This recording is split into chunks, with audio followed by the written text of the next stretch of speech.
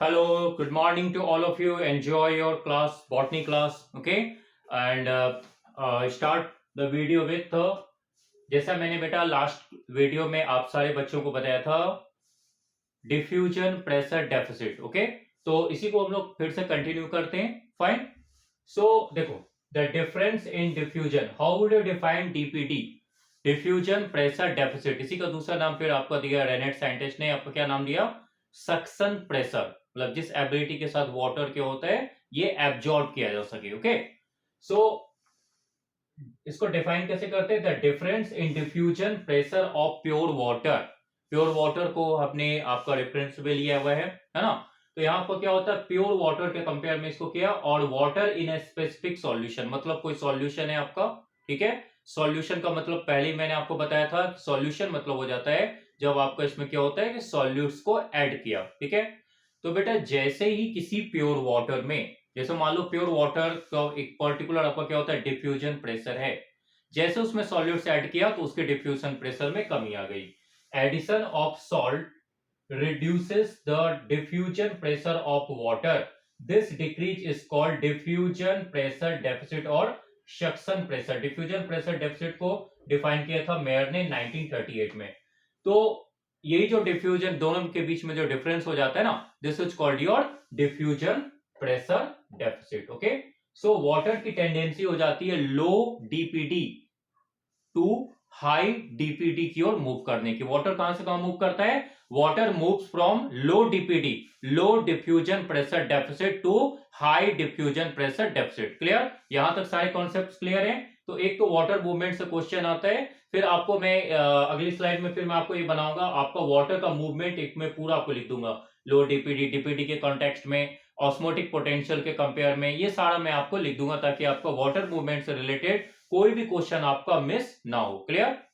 तो अब चलो बेटा थोड़ा सा मैं आपको ये बता देता हूं कि प्लांट सेल में डीपीडी को कैसे कैलकुलेट करते हैं. तो याद करो, मैंने लास्ट स्लाइड में आपको बताया था डीपीडी इक्वल्स ओपी यानी ऑस्मोटिक प्रेशर माइनस टीपी यानी टर्गर प्रेशर. क्लियर? तो देखो इसको समझते हैं ऐसा, जैसे क्या हो जाता है कि आपका एग्जांपल लेते हैं गार्ड सेल का. When during opening and closing of stomata, तो जब स्टोमाटा जो आपके हो जाते हैं, जो आपके लीफ के गार्ड सेल्स पे प्रेजेंट होते हैं, आप इसे देखो ये दोनों गार्ड सेल्स हैं. तो जब इसमें क्या होता है कि चारों तरफ से वाटर की एंट्री होती है, तो ये आपको क्या हो जाता है, वाटर एंट्री होती है, ये आपका वाटर को एब्जॉर्ब करता है, और इसमें क्या होता है, ऑस्मोटिक एंट्री ऑफ वाटर होती है. ये देखो वाटर यहां पर है आपका बाहर में, ये आपका प्लांट सेल है. मान लो एग्जांपल के लिए गार्ड सेल्स की मैं बात कर रहा हूं जो आपके स्टोमाटा में प्रेजेंट होते हैं.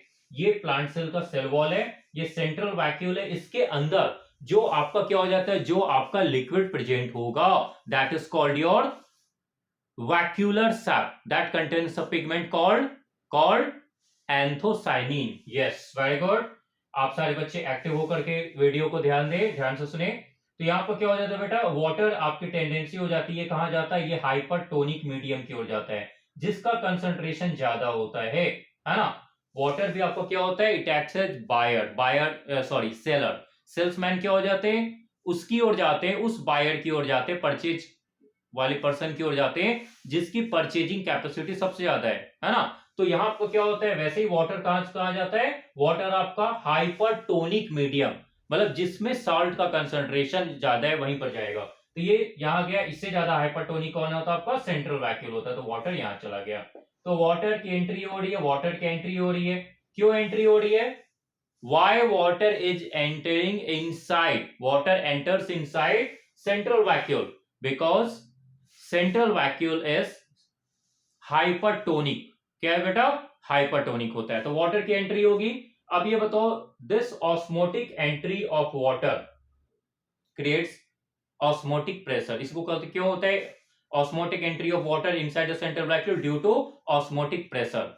तो ये ऑस्मोटिक प्रेशर के कारण आ रहा है, वाटर यहां जा रहा है. तो धीरे धीरे क्या होता है, ये सेंट्रल वैक्यूल आपका क्या होता है, ये साइज में इंक्रीज कर रहा है. देखो ये डायग्राम को बिल्कुल सारे बच्चे बिल्कुल ध्यान से देखें, क्लियरली देखें. तो यहाँ पर क्या हो रहा है, यहाँ पर ये आपका ऑस्मोटिक एंट्री के कारण अब ये आपका एक्सपेंड किया सेंट्रल वैक्यूल. कितना तक कर सकता है, maximum 90% of the plant cytoplasm. ये आपका हो गया। अब ये जो प्रेशर आपका देखोगे चारों तरफ क्या हो जाता है बेटा, ये जो आपका ये एक्सपेंड कर रहा है, एक्सपेंड कर रहा है, एक्सपेंड कर रहा है, एक्सपेंड कर रहा है, एक्सपेंड कर रहा है, एक्सपेंड कर रहा है, एक्सपेंड कर रहा है।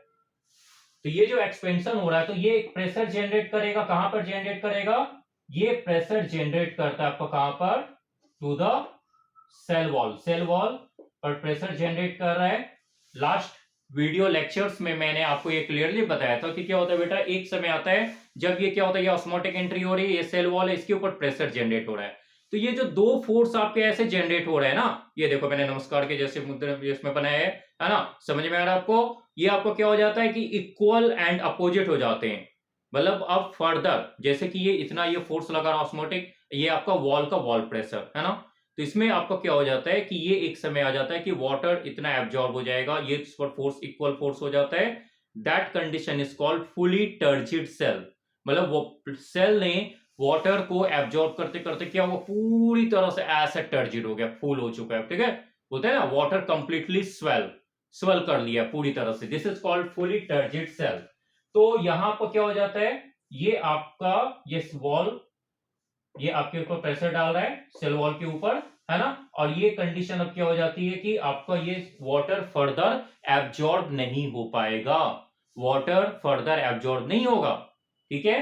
जैसे ये देखो, ये है एसिड फ्लैसिड सेल, मतलब बिल्कुल ढीला सा पड़ा हुआ है ना, इसमें कोई ऑस्मोटिक प्रेशर डेवलप नहीं हो रहा, धीरे धीरे धीरे वाटर ले रहा है, वाटर ले रहा है, वाटर ले रहा है, तो ये क्या हो रहा है, सेल आपका धीरे धीरे स्वेल कर रहा है, मतलब इसमें टर्जिडिटी डेवलप हो रही है, होते होते क्या होता है, ये बिल्कुल पूरी तरह से, ये देखो ये आपका पूरी तरह से फुली टर्जिड सेल, ये पूरा भर गया सेल, है ना। अब ये फुली टर्जिड हो गया तो अब इसमें फर्दर एंट्री नहीं होगी वाटर की, अब ऑस्मोटिक एंट्री नहीं होती है। तो ये दो कंडीशन आपको समझ में आ गया, fully turgid cell and flaccid cell. तो इन दोनों में आपको क्या हो जाता है कि डीपीटी का वैल्यू आपको एग्जाम में पूछा जाता है। ओके, चलो यहां तक आपको कोई प्रॉब्लम नहीं, यहां तक आप नोट कर लें। फर्दर मैं आपको अब ये बताता हूं, इसमें ये इक्वेशन को मैं आपको लिखता हूं, डीपीटी और ये इक्वेशन दोनों सेल्स में कैसे नीट में क्वेश्चंस को फ्रेम किया जाता है, क्लियर। तो बेटा आप यहां देखो, मैंने आपको बताया डीपीडी को कैसे कैलकुलेट करते हैं, डिफ्यूजन प्रेशर डेफिसिट, या इसी को दूसरा नाम दिया जाता है सक्शन प्रेशर, एसपी, दोनों सेम है। हाँ, तो अब इसमें आपको क्या हो जाता है, equals OP osmotic pressure minus TP, ये माइनस का साइन है, टर्गर प्रेशर, टर्जिड डीटी के कारण जो आपका प्रेशर डेवलप हो जाता है, तो ऑस्मोटिक एंट्री के कारण सेल, ये आपकी स्वेलिंग होती है, सेंट्रल वैक्यूल आपको क्या होता है, एक्सपेंड करता है, ये एक्सपेंड कर रहा है साइज में, और इसके कारण क्या हो रहा है, सेल के अंदर टर्जिडिटी डेवलप हो रही है। लेकिन एक समय ऐसा आता है, one time when cell becomes fully turgid and there is no entry of water, ठीक है, फर्दर एंट्री ऑफ वाटर, उसके बाद वाटर की एंट्री नहीं होती है। तो अब ये देखो बेटा, हो जाएगा osmotic pressure minus turgor pressure DPD. तो अब इसमें आपको क्या होता है, दो कंडीशन आ जाती है for flaccid cell, for a flaccid, flaccid मतलब ढीला ढाला सेल पड़ा हुआ है ना, कि जैसे एनर्जी नहीं, बिल्कुल सेल सुस्ता पड़ा हुआ है ऐसे, ठीक है। तो अब क्या हो जाता है कि ऐसे पड़ा हुआ था तो वाटर एंट्री हो रही, वाटर एंट्री हो रही, तब ये क्या हो रहा है, तब ये एक्टिव हो रहा है, ये आपका स्वेल किया जा रहा है ना, गुड। तो फ्लैसिड सेल में क्या हो जाता है बेटा, टर्जर प्रेशर नहीं होता है ना, टीपी क्या हो जाएगा बेटा, जीरो हो जाएगा। तो इसमें आपको क्या हो जाएगा, जो डीपीडी का वैल्यू, बिल्कुल सिंपल सा मैथमेटिकल कैलकुलेशन, डीपीडी है एसपी, इसका वैल्यू क्या हो जाएगा, यहां पर आप जीरो रख दो, ओपी माइनस जीरो, तो क्या हो जाएगा, ऑस्मोटिक प्रेशर माइनस जीरो, क्या हो गया, ओपी, यानी DPD for a turgid cell, turgid cell के लिए डीपीडी का वैल्यू क्या हो जाएगा आपका, ओपी के वैल्यू के बराबर होगा, DPD equals osmotic pressure, diffusion pressure deficit equals osmotic pressure, clear.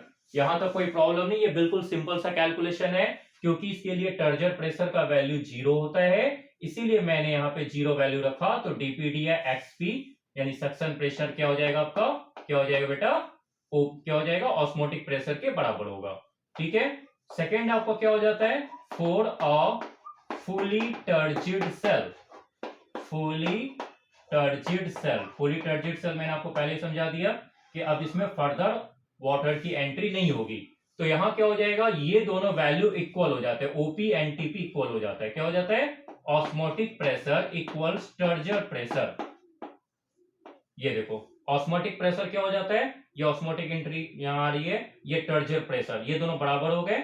इसलिए यहां पर डीपीडी या एसपी का वैल्यू क्या हो जाएगा, डिफ्यूजन प्रेशर डेफिसिट या सक्शन प्रेशर, इसका वैल्यू क्या हो जाएगा, आप यहां रख दो ओपी या टीपी रख दो, ओपी माइनस ओपी हो गया, क्योंकि ओपी और टीपी इक्वल है, तो ये क्या हो जाएगा, ये हो जाएगा आपका जीरो। क्या हो जाएगा बेटा, जीरो। इसको याद रखिएगा, क्योंकि नीट में ये दोनों क्वेश्चन, दोनों कंडीशन से एक क्वेश्चन आपको फ्रेम किया जाता है। फॉर फ्लैसिड सेल डीपीडी का वैल्यू या एसपी का वैल्यू क्या हो जाएगा, ऑस्मोटिक प्रेशर के इक्वल होगा। For a fully turgid cell osmotic pressure turgid pressure दोनों इक्वल होता है, इसको भी याद रखना है आपका। और डीपीडी एसपी का वैल्यू क्या हो जाएगा आपका, जीरो हो जाएगा। क्लियर। तो ये था आपका डीपीडी को मैंने डेफिनेशन भी आपको लिख दिया, डीपीडी को समझा भी दिया, डीपीडी का वैल्यू भी आपको कैलकुलेट करने बता दिया, और दोनों flaccid cell and fully turgid cell दोनों को मैंने आपको बता दिया। अब इसके नेक्स्ट वीडियो स्लाइड में मैं आपको बता देता हूं कि वाटर मूवमेंट, जैसे एक क्वेश्चन आपका आता है वाटर मूवमेंट सर कहां से कहां, किस डायरेक्शन में आपका वाटर मूवमेंट होता है। ओके, इसको मैं आपको नेक्स्ट स्लाइड में डिस्कस करता हूं, फिलहाल आप इसे नोट करें। And I would like to thank you and please I request please please please like share and subscribe my YouTube channel Rishi Kumar botany lectures. ठीक है, आप कमेंट भी उसमें कर सकते हैं, ठीक है, क्योंकि ये सारे वीडियोस बेटा मैं आप लोग के लिए बना रहा हूं, है ना। तो आप लोग जितना एनर्जेटिकली इसको देखोगे, जितना इस पर एफर्ट करोगे कि हाँ सर इसमें और चीजें ऐड करें या इसमें कुछ चीजें और इंप्रूवमेंट चाहिए, है ना, सिंस ये मैंने अभी स्टार्ट ही किया है और इसलिए मैं आपको होममेड वीडियो बना रहा हूँ, बोर्ड वगैरह, या आगे में चल के इसमें बहुत सारे इंप्रूवमेंट्स करूंगा, है ना, बहुत सारी चीजें ऐड करूंगा, एनसीईआरटी भी इसमें आपको डिस्कस करूंगा। मतलब मैं चाहता हूं कि आपको बॉटनी का डिटेल्ड कॉन्सेप्ट पूरी तरह से समझ में आए, आपको कहीं और के डिपेंडेंसी की जरूरत ना पड़े। Okay, so let us make this YouTube channel as good as possible. ठीक है, इससे भी बेटर बनाते हैं। Okay, thank you, enjoy your day.